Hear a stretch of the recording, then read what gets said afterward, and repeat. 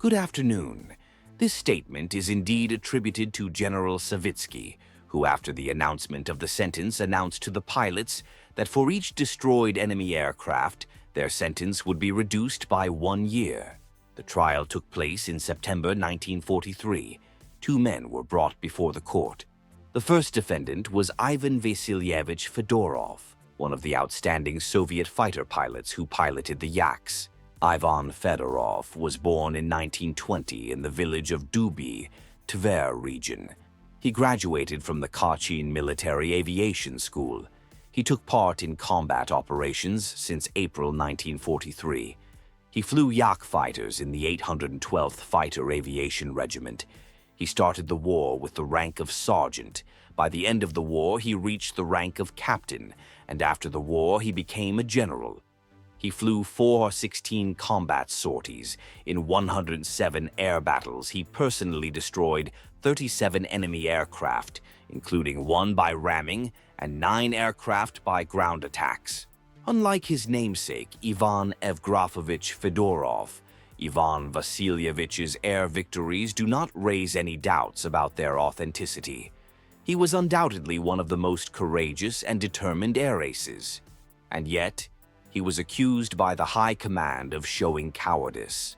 The second defendant is Major Dmitry Efimovich Nikolaenkov. Dmitry Nikolaenkov was born in 1915 in the village of Grishino, Sredne Kryushinsky district, Altai Territory, in the ranks of the Red Army since 1935. From 1941 to 1942, he commanded a squadron of the 534th Fighter Aviation Regiment. From December 1942 to September 1943, he was a navigator of the 812th IAP, and from 18th June, the commander of the same regiment. At the time of the trial, Major Nikolaenkov was in charge of the 812th Fighter Aviation Regiment. After the trial, he continued his service as a pilot, and in 1945 he commanded a squadron of the 274th Fighter Orsha Air Regiment.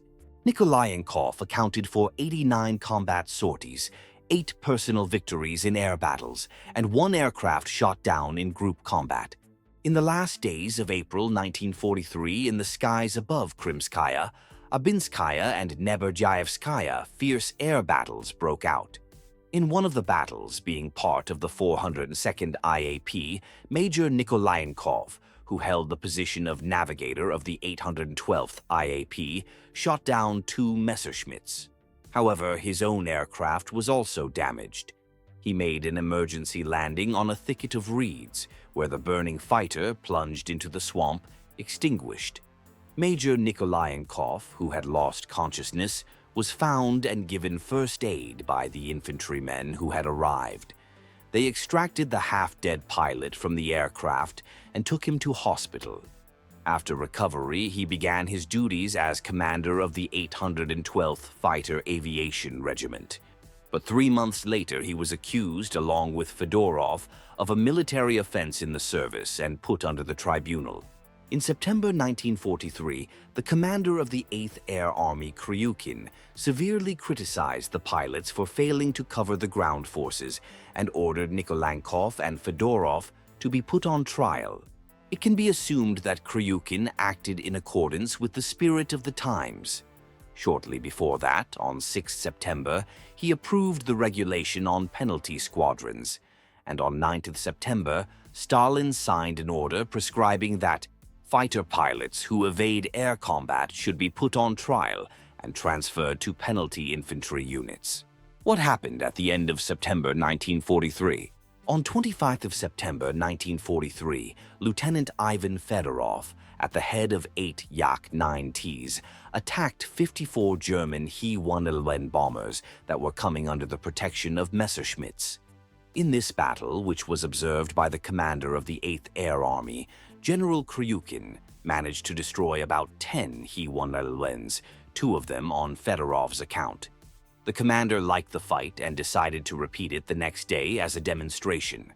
The takeoff on 26 September was scheduled for 17:45, but at 17, the German aviation launched a powerful attack on General Kirichenko's cavalry corps, causing it serious losses. At 17:15, General Kryukin still gave the command to take off to Fedorov's 8 Yaks, but 16 Messerschmitts were already waiting for them. 2 Yak-9Ts were shot down on takeoff. The attack on the German bombers was thwarted. The enraged commander ordered to court-martial the commander of the air regiment, Major Nikolayenkov and Fedorov, accusing them of cowardice and disobedience of orders.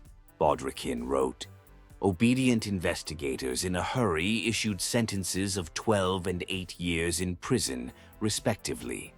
They were to be excluded from the aviation and sent to a punitive company. The resolute position of Commander Koryagin and Komkor Savitsky, which required a lot of civil courage from them, made it possible to keep the convicts in the Corps. Let us specify at once that the sentence was passed not by the investigative apparatus, but by the military tribunal of the army, for failure to fulfill the combat task of covering ground formations. Fedorov received 8 years, Nikolayenkov 12. Both were given a reprieve from execution of the sentence. Ivan Vasilievich Fedorov himself detailed this story in his memoirs. Since the book is little known, I will cite a rather extensive fragment from his narrative. "Comrade Fedorov," said the commander, "your task, to conduct a demonstration battle reflecting the attack of enemy bombers. Your group will consist of 16 machines, the time of departure, on schedule. Before the flight, instruct the flying staff of the group. The Corps commander and I will be present. Select the best pilots of the regiment. The planes are already lined up for takeoff in formation. Pilots, at their cars, excited, interested, talking animatedly, gesticulating habitually. I look at my watch. Takeoff at 17:45. There is still enough time, about 50 minutes. But then comes a message. At 17, the enemy began a massive raid on Bolshoi Tokmak. Our fighters engaged in battle with Messerschmitts, and the enemy is bombing our troops without hindrance. The commander's mood sharply deteriorated. This is his area of responsibility. Comrade Commander, the regiment commander appealed to the general, allow to raise Fedorov's group ahead of schedule. No, act according to the approved schedule, the commander replied sharply. Now fighters from another division should appear there. Since the fighters from another division did not appear, Major Nikolayenkov again appealed to the commander with a request to authorize an early takeoff. Kryukin, glancing at his watch, gave his consent. We took off at 17:15. There was no time left for building a combat order. We had to attack on the move without cover. I continue to quote Fedorov about what happened after the battle. At heart, dissatisfaction. Although we prevented the trailing 9 to perform a targeted bombing run, although we shot down 2 Heinkels, something is troubling. I'm analyzing the air battle. It seems that there were no special misses. We squeezed everything we could out of the situation. But the situation was not in our favor. We were too late to take to the air. I didn't believe that we would be put on trial. But in the morning, when the commander's cipher was read out in front of the regiment, I had to believe it.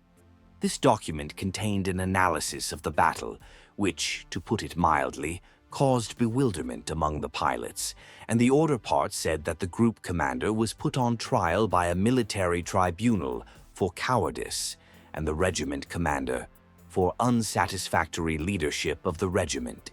In what my cowardice manifested itself, the cipher did not specify, and I could not come to my senses for a long time.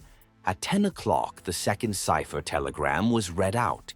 It stated that I was being court-martialed for poor air combat control by radio. This calmed me a little, still not for cowardice, which for a pilot is an extreme disgrace, tantamount to destruction of personality. The session of the tribunal did not last long. I denied all the charges against me, which I thought were well-founded. The squad leaders, who were called as witnesses, stood up for me. It was not our fault that the battle did not go as planned. Too late to authorize takeoff. The chairman of the tribunal nervously tapped his pencil on the table, interrupted me and the witnesses, and finally said, "Enough talk," and announced, "Fedorov is sentenced to 8 and Nikolaenkov to 10 years imprisonment to be served after the end of the war." The next morning, the Corps Commander Savitsky announced at the formation of the flying staff that, having consulted with the commander, they decided to release Fedorov from the tasks of covering ground troops and escorting attack aircraft and bombers, allowing him to fly for free hunting. "Savitsky, I did not know at that moment," wrote Fedorov, "that Savitsky himself is outraged by what happened, that he submitted a report to the commander with a request not to suspend me from combat work, achieved that for each downed aircraft I was written off a year of future prison time. And now he gave me the best opportunity to get rid of the heavy burden of a criminal record as soon as possible," Corps Commander Savitsky recalled in his memoirs about Fedorov and Nikolaenkov. It should be noted that both of them fought honorably and beat the enemy in the air until the very end of the war. And after the war, the need to execute the sentence disappeared by itself. Both Nikolaenkov and Fedorov repeatedly proved their loyalty to the motherland, showing in its defense against invaders and personal courage in battles and high-flying skill. Fedorov fulfilled the plan on destruction of enemy planes for 3 weeks. By 25 October 1943, 21009, 1943, 1 He, 111. On 28 October 1943, Fedorov's conviction was expunged, and he was awarded the Second Order of the Red Banner. Nikolaenkov did not fulfill the plan and served as a private pilot until the end of the war. By the decree of the Presidium of the Supreme Soviet of the USSR of 26 October 1944, Fedorov was awarded the title of Hero of the Soviet Union with the Order of Lenin and the Gold Star Medal.